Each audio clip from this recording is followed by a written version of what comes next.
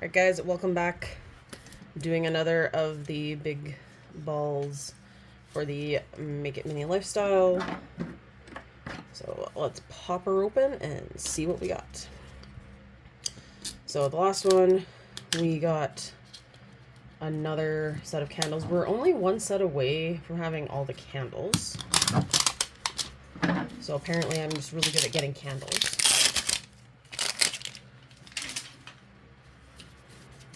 And one teapot. So I would like another teapot or teacups, or even the little flower pots because they have cute little faces on them.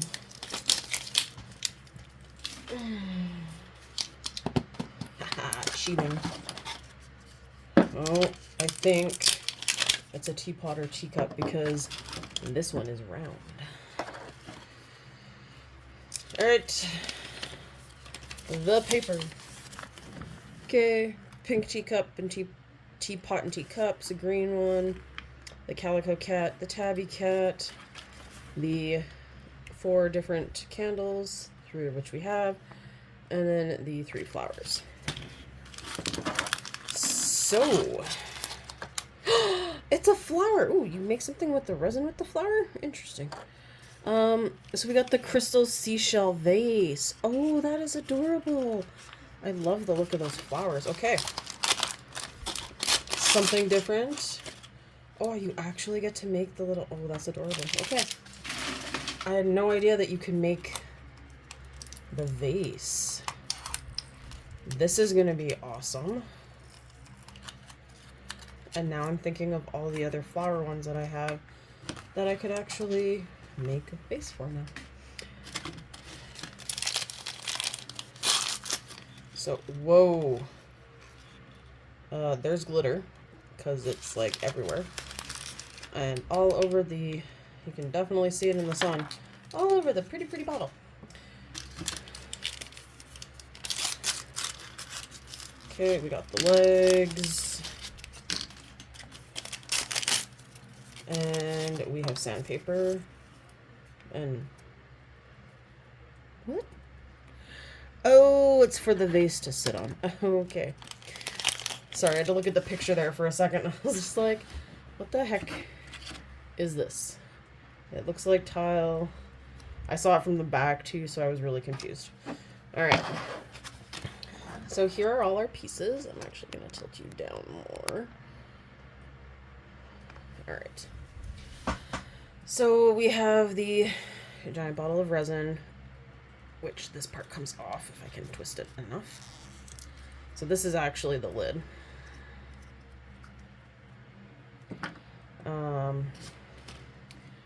And I feel like you're supposed to put some of this into the mold. Now, I've done this before. Where did I do this before? The Lord of the Rings weapons. Oh my gosh, there's glitter going everywhere. So we're just gonna dump a bunch in, and then we're just gonna shake it up.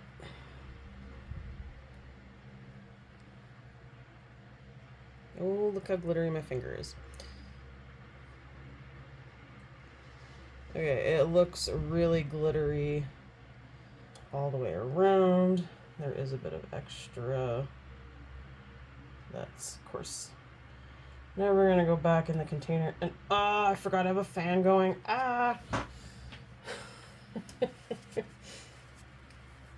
Okay, well, glitter blows all around my room. Remember, I make poor life choices. Oh no, I need that lid. I do not want glitter to tip over any more than it is. Where'd it go?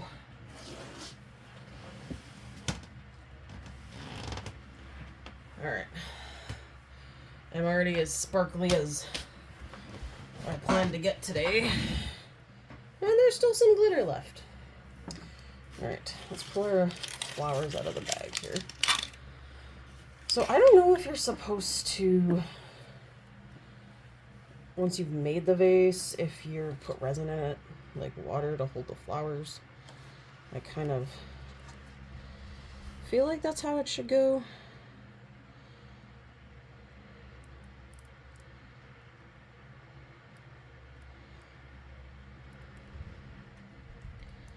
I feel like this is a really good shape.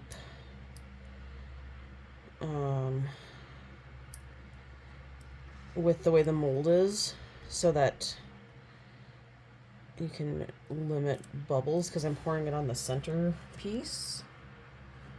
And we're not quite at the top. And there we are. Alright. And I see my little bubble. And it popped on its own. Alright. Let's throw this puppy under the light. So I'm gonna put the lid back on here and try tipping it upside down, so if there's anything left at all, it'll come down to the top, and then I could put a bit of water in it.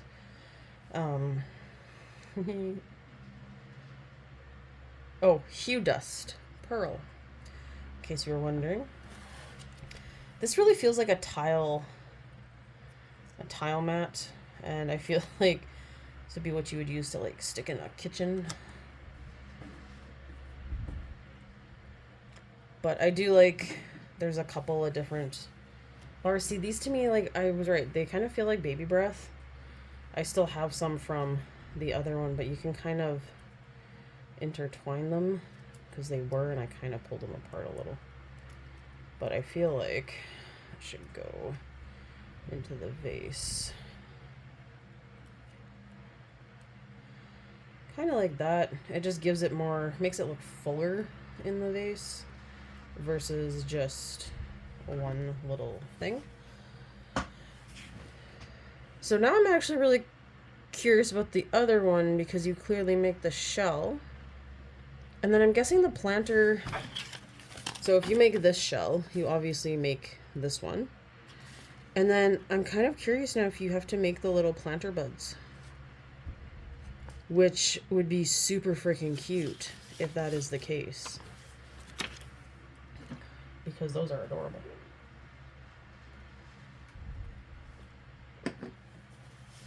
So I don't know if you saw the previous video where I made candles, but I would still say, rule of thumb with this, you're gonna spend like 8 minutes total. You do 2 for the top, and if I like, the top is hard, so then I'm gonna pop it out of this plastic because it makes life easier. And oh no. Okay. I noticed when I tilted it that it started to, like, the seal started to go, so we're gonna do another 2 minutes like that. Good thing I have good reflexes.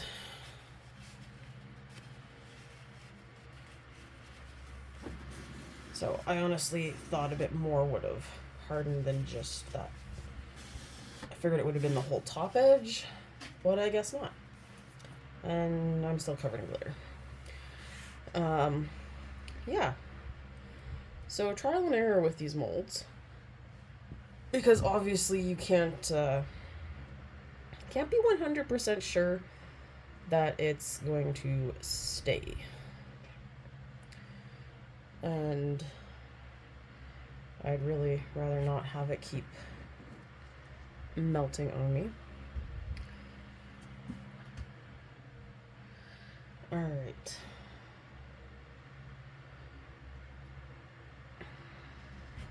So it even looks like the little kitty ones, this one, have like a little biscuit that goes with them that has a little paw print. And I really want the rest of the tabby ones. I mean, the other teacup ones are pretty and look really nice, but I definitely want the kitty ones. So hopefully in my little drawer of stockpile, I have the kitty one. And For those of you wondering why there might be a fan on with all the glitter thing, um, it gets really warm in here because of the afternoon sun. And it's not going to be that bad in the winter when it's really cold. But right now, it's a little warm. And I would just like to... Okay, so we're gonna look at this a little better. Okay, it feels like more of it might be, but I'm still a little afraid to tilt it.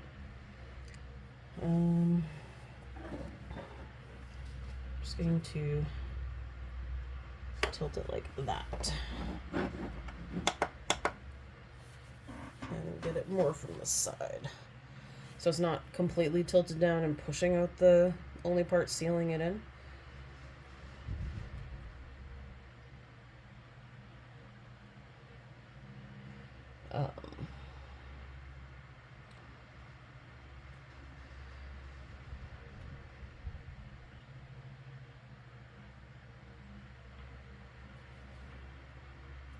And yes, I still have not quite decided. I know I have like an extra... I think I have a couple extras, actually.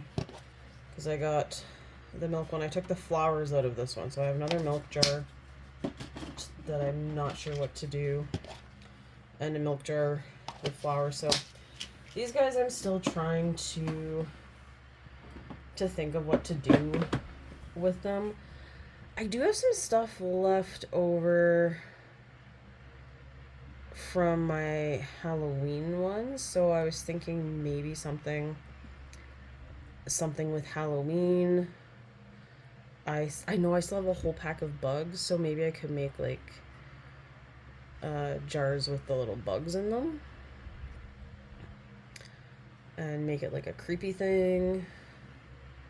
You know, remember when you're a kid and you're out collecting bugs? That kind of stuff. And try that.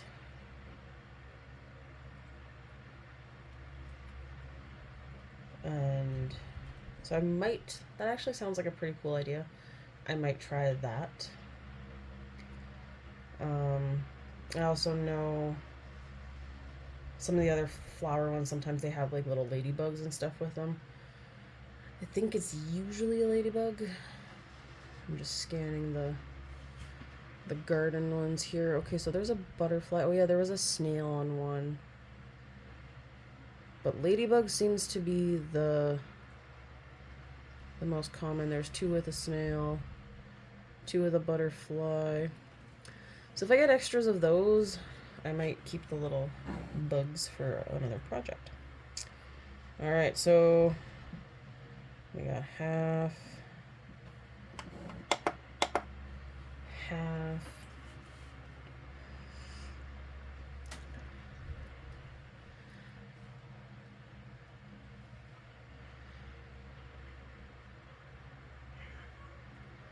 And then I've been really toying with what to do for a plant shop. Do I want to do like a nice kind of store with different plants, kind of like a greenhousey setup? Or do I want to make it a little more darker and sinister, like maybe like an abandoned greenhouse with a killer plant in the basement? Kind of reminds me of the Goosebumps book, Stay Out of the Basement, which is such a great thing to teach your children when they're terrified of the basement already. Don't get me wrong, I love Goosebumps. They were they're probably my first introduction to really creepy stuff ever, and I loved it. And I have those in my classroom library now. Most of them are from when I was a kid, which then makes me really sad because I realize that 90% of the books that are in my classroom library are books that are older than my students. But that's okay. Goosebumps is still a thing because the kids, it's still in the Scholastic book orders, and when they do book fairs, there's still Goosebumps kicking around. And I mean, they did just make the that Goosebumps movie a few years ago. And then they did Scary Stories to Tell in the Dark. I'm also feeling in a very haunted way because it is October. And we all know in October we like to do things a little on the creepier end. So, alright. I know the time is technically up on this, but I am like, oh, I can feel it squishy. I can feel it squishing. Okay. I'm gonna do it up top now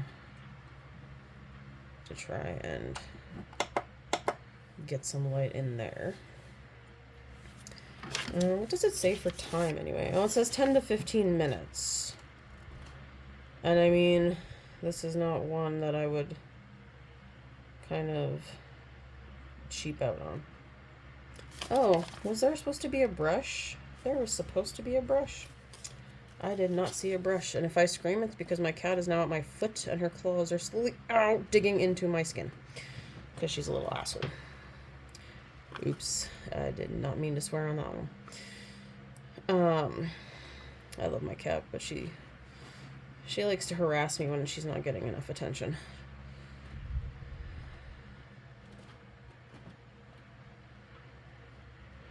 Yeah. Apparently there was a brush, and you're supposed to use the brush to put the glitter on. I like my way better. Because with The Lord of the Rings, there was no brush. So, yeah, kind of had no option. So it does look like you're just supposed to put the flowers in and leave it at that. I will probably throw resin in to hold them down in on my own, because I'd like to make sure they stay nice and safe.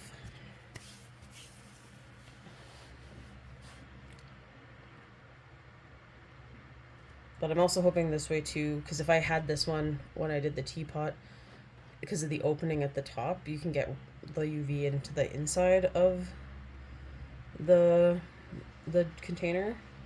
I'm hoping this helps solve that problem, because that was where my teapot went horribly wrong, because everything was cured on the outside and in decent thickness, and but it didn't end up being the nice round inside as it was supposed to, because the inside had not cured and it kind of just poured into. Okay. This guy still feels very squishy, so I'm just going to keep at that, and I will splice in the rest of the video once he's fixed. Alright, hope you enjoyed, and I'll see you soon.